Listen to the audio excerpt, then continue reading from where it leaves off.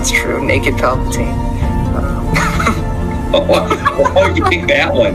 Fresh out of the clone tank, nude Palpatine is my Well, that's the first thing I think of when you say Dark Empire Palpatine.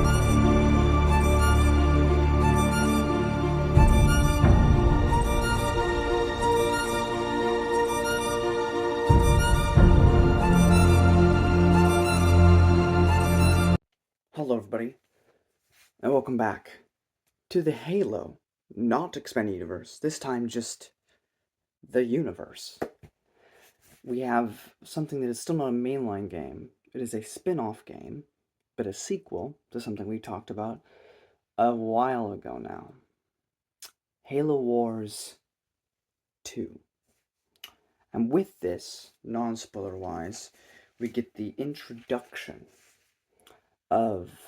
This is really his first appearance.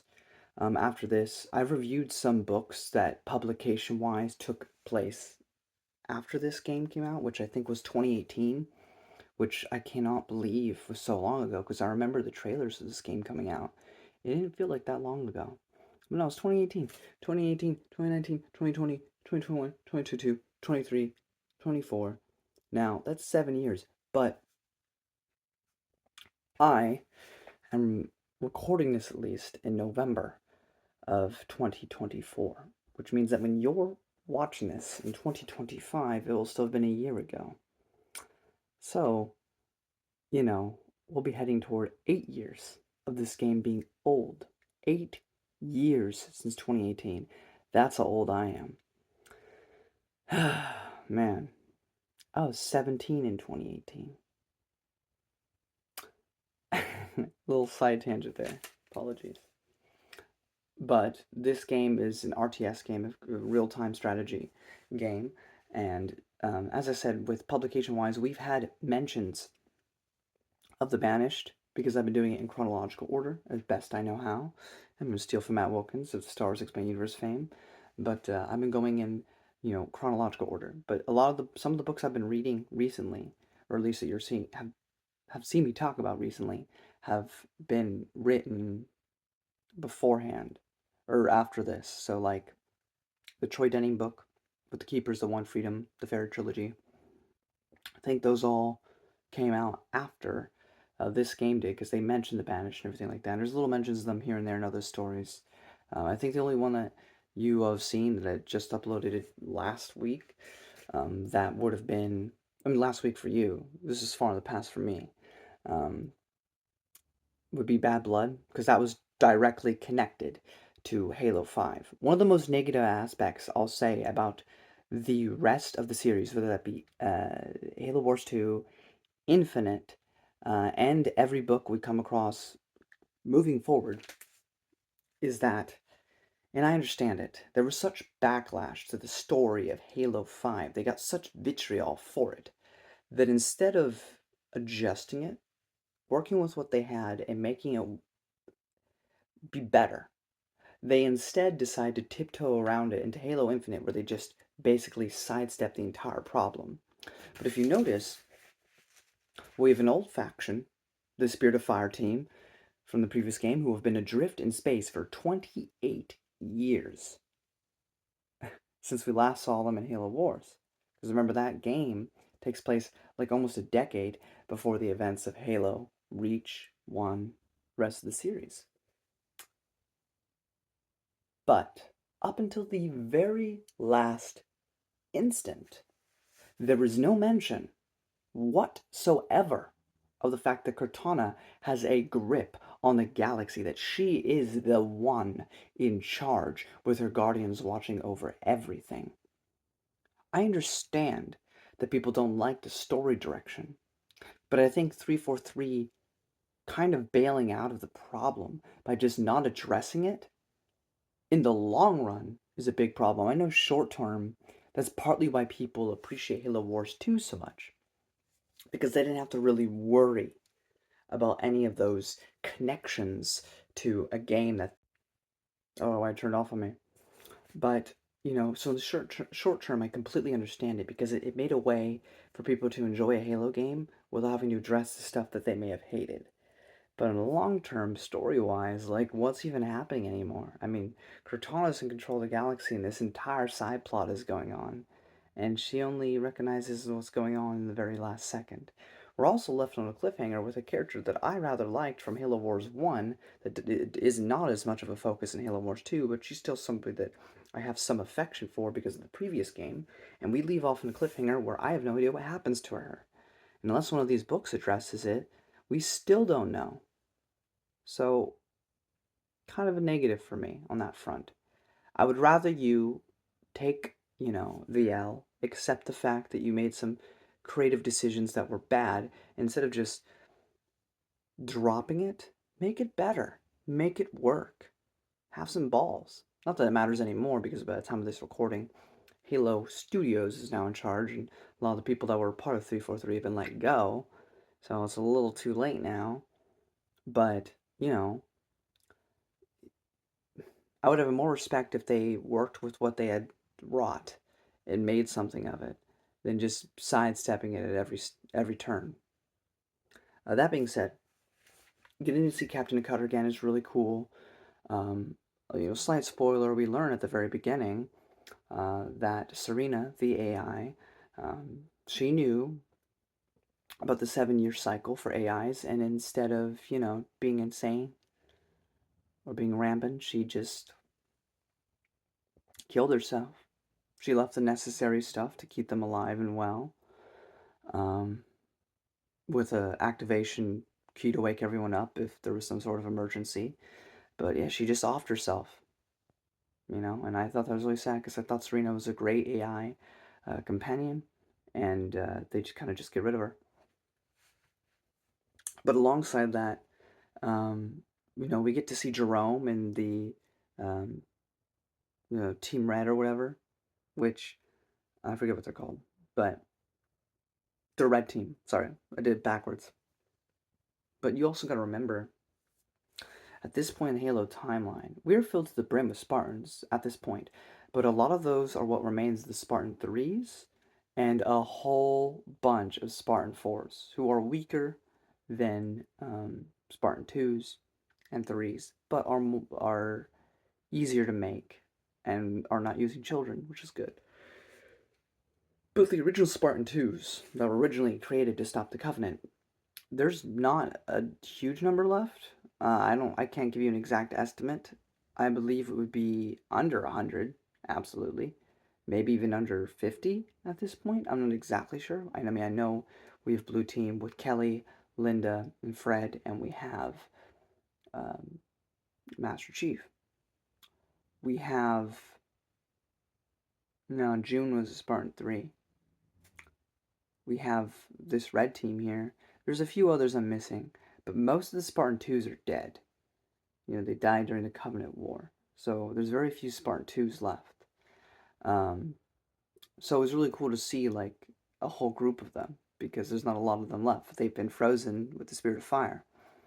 So it's really cool. And then, of course, we have to talk about the thing, right? We've got, as I said, if you've been reading in chronological order, we've had mentions of the Banished. There was the one Aatrox comic that sucked. That was about his backstory and everything.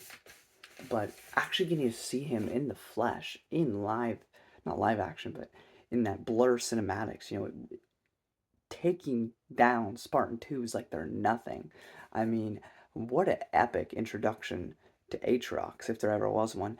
Is it going to live up to the hype when we get to Infinite? No, because he's not really in it. But still, regardless, it was an excellent introduction. He's cold, he's calculating, he's smart, and he has an interesting enough backstory that they give us in this game but again, this is a problem of retroactive continuity that I don't think holds up as well as I feel like the Star Wars Expanded Universe does this a little bit better, or it did, because basically what we're led to believe is that during the entire Covenant War, while the Covenant was actively fighting against humanity, they were also fighting against Aatrox, because Aatrox kept having his brothers die in battle. It's sent on suicide mission after suicide mission after suicide mission, just because these brutes were so good at being effective against the humans, so they'd be just sent to the slaughter. Kill as many as you can before you go, was basically the mindset of the prophets. And, Atriox is like, no, I've seen enough of my people die. I'm bailing on the Covenant. I also don't believe in your faith, by the way. So there's this whole thing of him kind of being this hero to a lot of the Banished faction. And there's something interesting about that. But at the same time, there's not a single mention anywhere in the original series or any of the Expanded Universe books of his existence. Why? Because he didn't exist until this game. But retroactively, he does now. And just raises... Because what makes it even worse is that if you read that Atriox comics that's meant to, explain the background of this character, which chronologically would have been way in the past, so I reviewed it way in the past. But he actually meets humans after he's created the Banished. And yet no one, he even says, I am Atriox, blah, blah, blah. But no one notices? No one knows of this man? For all these years? It just makes sense. It doesn't make sense. So, that's a bit of a problem for me. But overall, I still enjoyed the character. And the Banished faction. I mean, it's basically the Covenant 2.0. You get a little bit of everything. But they're not religious. They don't believe in the Great Journey. That's the big difference. And as great as they are for this game, I feel like Infinite tried to make them be the core faction, the core new threat. But that doesn't really work long term, because they're not a galaxy-spanning threat. Cortana's thing is, but they don't want to talk about it. So instead we just get this, something that is, in the grand scheme, lesser. But by the end of it, I should also mention, on the Ark, which is where they're at, they meet an AI, who I guess was cut off from everything, because she does not know about Cortana's whole thing. Or if she does, she doesn't tell anybody. And if she does, she also did not become a villain. But the Banished basically kill everybody that she was supposed to protect. So she's got a bit of PTSD, and she's definitely past her 7-year expiration date, because she acts extremely human. And yet, she hasn't seemed to have gone rampant either. She might not be 7 years in. That is also a possibility, but she's definitely affected by everything that went down.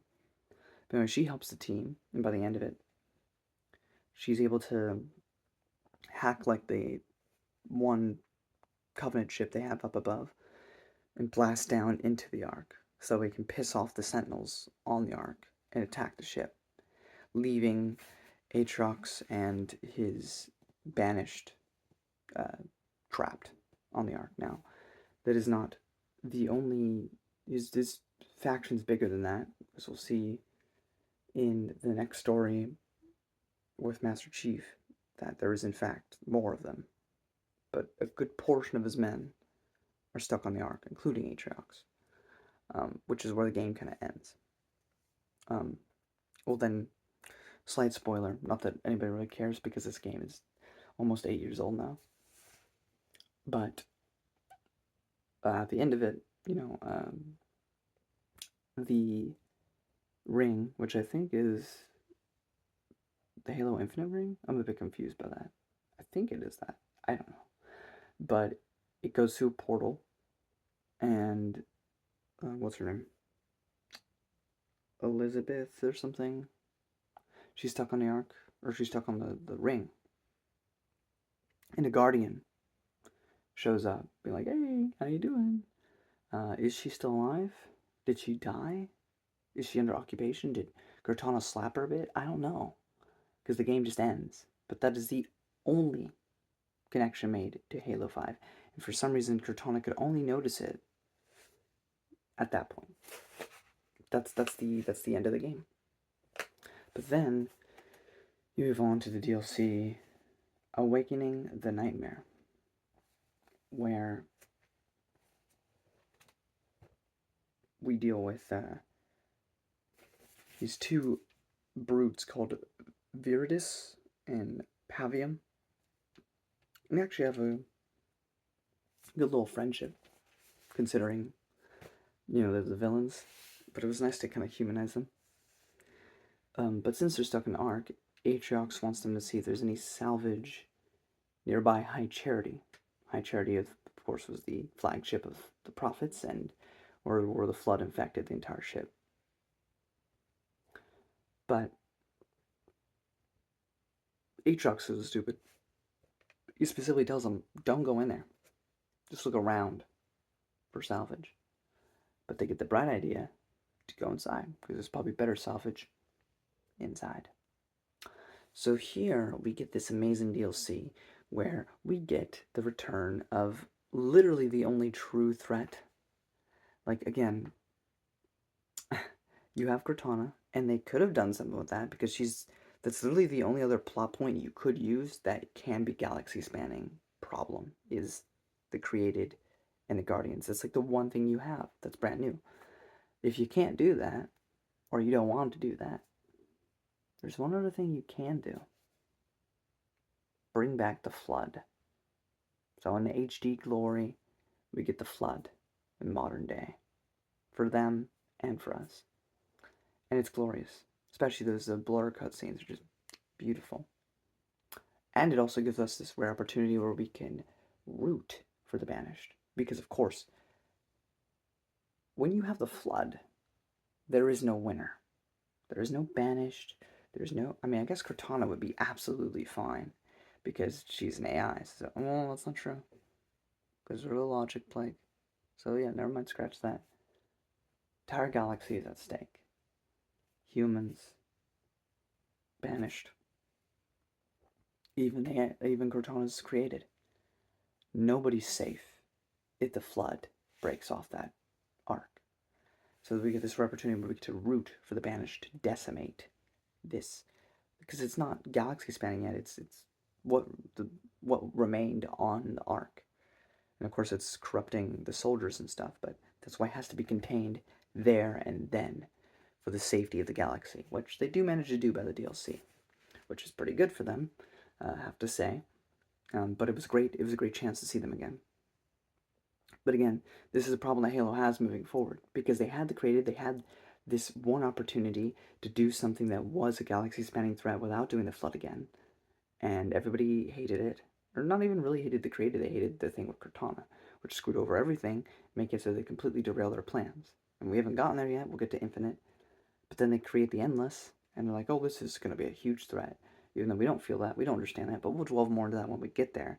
But the point is, the one thing that Halo had for it always was this Lovecraftian sort of existential dread, this impending threat of always the Flood being a thing. Because it's the one thing that's absolutely terrifying. But of course, you don't want to do that right after you just did that. But at this point, people are clamoring for it again, because what else are you going to do? You've messed it up so bad.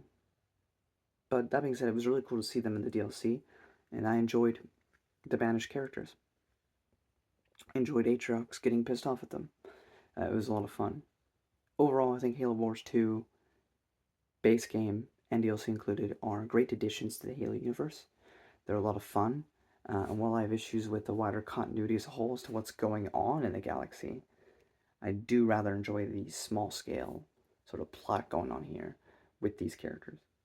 But also another thing, Kelly Gay, please. The Spirit of Fire is now around. It's not going back into sleep. Like, they're alive now. So, I know that Ryan Forge, gave up on finding her dad because she knows he's dead. But still, this is storytelling peak opportunity. Have Ryan Forge meet the Spirit of Fire crew. At least Cutter could talk to her about her dad. So, like, there's... like, Halo Studios, as a new people, if you're watching this, you're not, but if you are, make that happen. Let Kelly Gay write a story where Ryan Forge gets to meet the Spirit of Fire. Like, it just makes sense. It makes sense. But overall, yeah. Halo Wars 2, a lot of fun. We are done with all the Halo games, guys. I have Shadows of Reach, Divine Wind, Outcast, Rubicon Protocol. Okay? So 4 novels. Oh, Halo Epitaph. So 5 books left. in the entire Halo expanded universe. And 1 game left. And I will have reviewed every game, every comic, every short story, and every novel in Halo. It's quite a journey we've had. But we still have a little bit of ways to go. So let's finish the fight. Till next time.